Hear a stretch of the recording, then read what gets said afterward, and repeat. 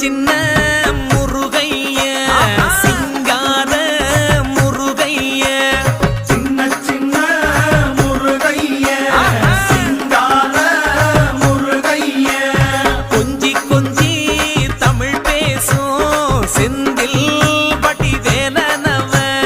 கொஞ்சி கொஞ்சி